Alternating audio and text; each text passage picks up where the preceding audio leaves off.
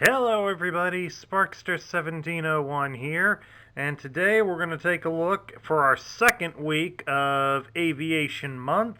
We're going to look at once again another Combaticon. This time it's the G1 Interrogation Unit, Vortex. Vortex was available in 1986 with the other Combaticons and would also be available in 1987. He would be discontinued in 1988, and his function, sort of, would be replaced by the Interrogator Beast Box, which is fitting when you consider the fact that when Vortex was released, he was replacing another cassette character, Laserbeak.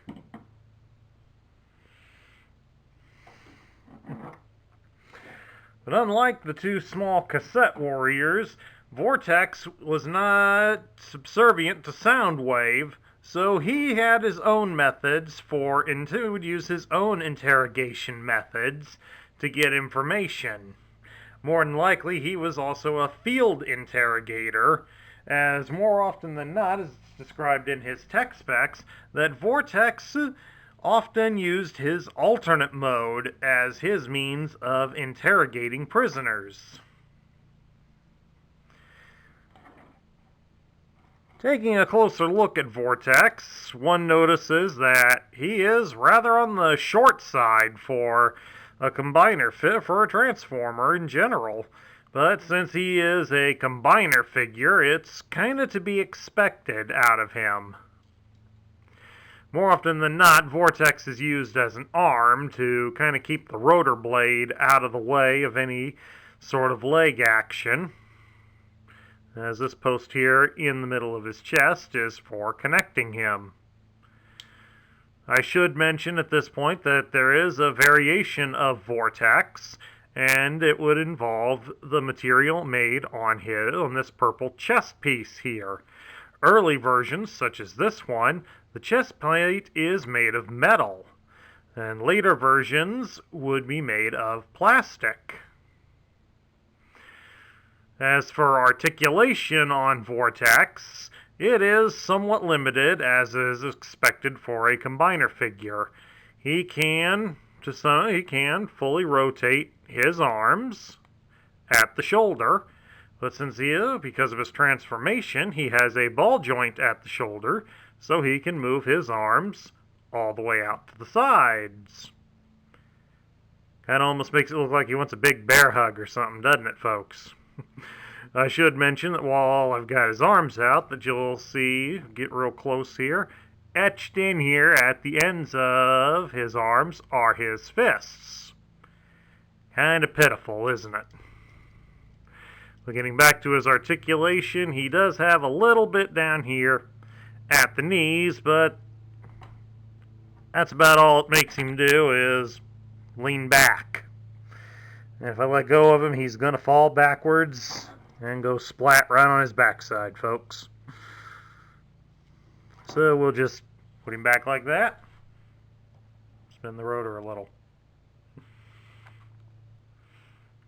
Going back for a second on the articulation for his arms, while it doesn't show him that way with the instructions, one could imagine that we just add his cannons to the ends of his arms, and now you got yourselves a real serious looking gunslinger. Go back out to the sides. We'll shoot some of the guys off camera here. Alright, let's get serious now, and let's start by transforming Vortex. The first thing we have to do, of course, is remove all of his guns. Start with those extra cannons and the one we've plugged into him. Then next, you grab onto his legs, pull them out a little bit. You got to rotate the cockpit out a bit and slide them down. And then you just rotate them around and push them back into place. Rotate his arms so these green parts would be alongside his head. Fold out the tailpiece on the ends Then you just bring these up, close them in around his head, and push them forward. You grab the base of the rotor blade and rotate it around. And there is Vortex in his alternate mode, which is a Kaman Aerospace SH-2 Sea Sprite helicopter, which coincidentally he shares that alternate mode with the GoBot Flip Top. The only real difference is, besides the colors, Flip Top has generic US Navy markings, whereas Vortex has standard Decepticon markings. But also, as we get Flip Top out of the way, Vortex can be armed. His handgun weapon can be plugged into the front of the helicopter, like so. It just slides in. It takes a little effort.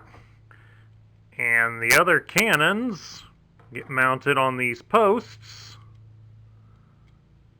on the sides. And then now you have an attack version of the helicopter.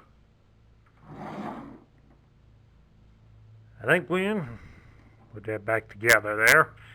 I think we know which one of these two is likely going to win if they meet up in an aerial dogfight. Now let's take a look at Vortex's loose parts, and out of a lot of the small combiner figures, he has the most parts. I'm going to start with his handgun here, which is referred to on the instructions as a semi-automatic glue gun. This big slot here is what's used to connect it to the front of the helicopter. On the back side, it's pretty plain, just the angle here, so you can see there's a lot of holes in it. One of these holes here on the top is connected to this post right here on his arm. That's how he holds the gun in robot mode. Since he does not have a post on his left hand, that predominantly makes Vortex right-handed.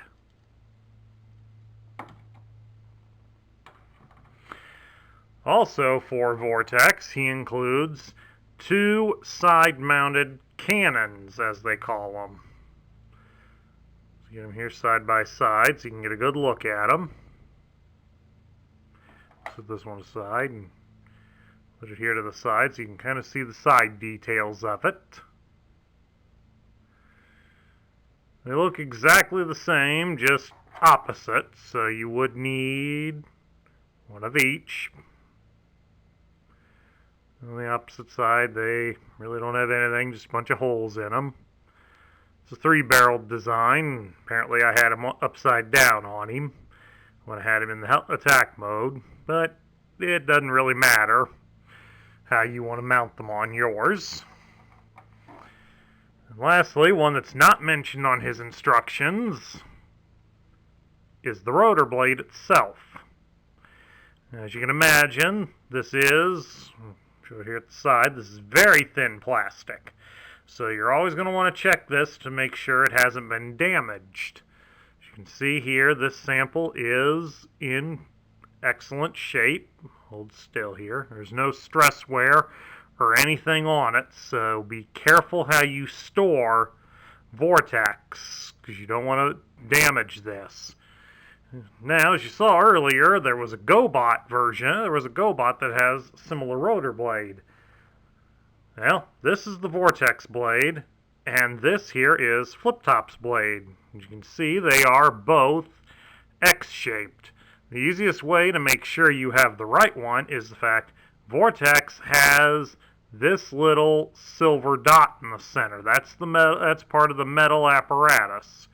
Plus, he also has a green colored post. I don't know if it's showing up very well here on the camera, but it's a dark green, the same color as the guns are on the underside, whereas Flip Top's it just kind of it's black plastic and it kind of hangs out a little. But as it's probably hard to tell on the camera, you may be thinking you're having an optical illusion here, but when I lay them on top of each other, Flip Top's rotor blade is actually smaller than Vortex's. When I get them laid there in the center, there's about an inch difference on the ends here. So the GoBot has the smaller rotor blade as opposed to the Transformer. Now that Vortex is rearmed the correct way, hey, nobody's perfect here, not even on YouTube. We'll take a look at his card backer. This is the card backer. This would be the early 1986 version, as it does not have an advertisement bit up here at the top for the iron-on patches that were sold in mid to late 1986. As you can see by the price tag on here, he sold at stores for $4. Got a decent picture here. Unfortunately, most of it's torn up from when it was opened. This was bought secondhand, folks, so sorry for how it looks. Even though the picture here shows the guns with the single barrel beneath.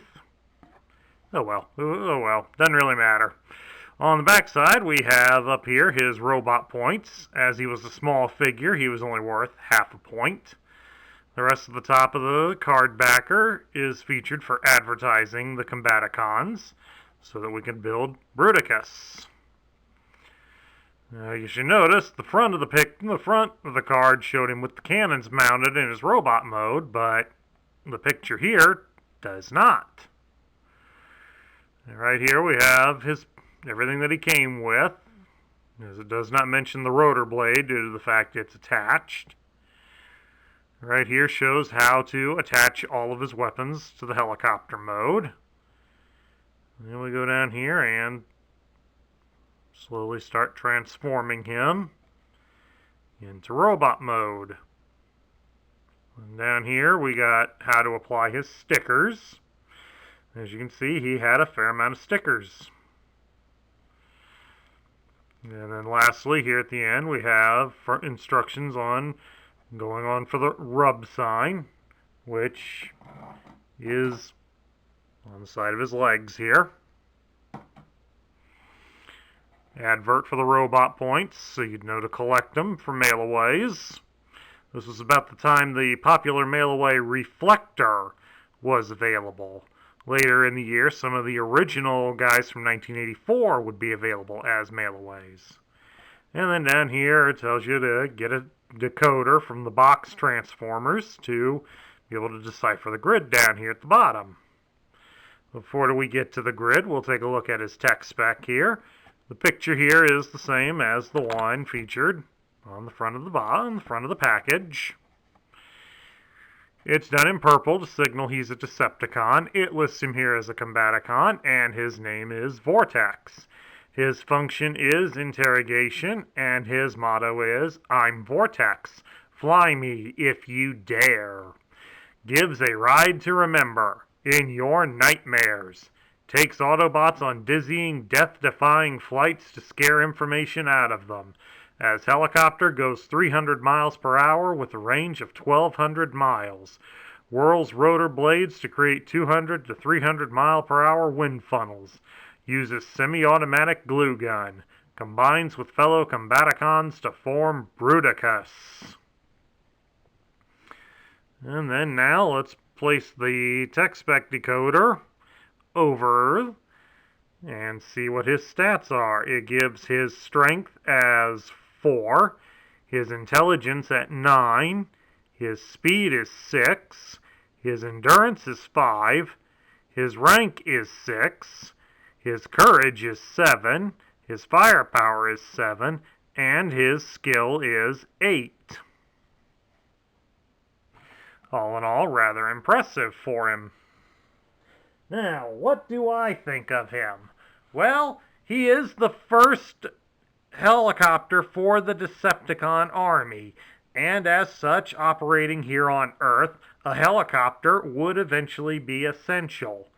As for him being an interrogation unit, that works out pretty well, since at that time Laserbeak was now off the market, and we would get another one after Vortex would run his course. So it was nice that they kept something consistent with it. As for how effective he is as an interrogator, Vortex was probably the most effective of the three interrogators that the Decepticons had. Laserbeak was a known coward, so all it would take would be a prisoner of sufficient strength to make a decent threat, or be desperate enough to go for his beak, and that would be the end of the session. Beastbox was known to be rather violent and would more often kill his prisoners before they had a chance to reveal anything. So this was the pinnacle of interrogation. As a toy, he's a little disappointing due to the short size and the fact that the rotor blades are very fragile. But as with all helicopter toys, especially back then in the 1980s, that was always a common problem. As you'll probably notice if you watch any toy reviews for G.I. Joe toys, they had similar problems with the rotor blades either eventually drooping or being somewhat breakable due to their nature as a helicopter.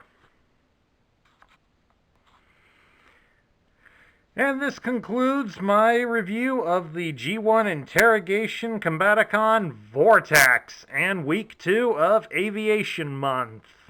Remember, folks, if you like this video, thumbs up here on YouTube, and please do subscribe down there and post comments as necessary. This is Sparkster1701 saying catch y'all later.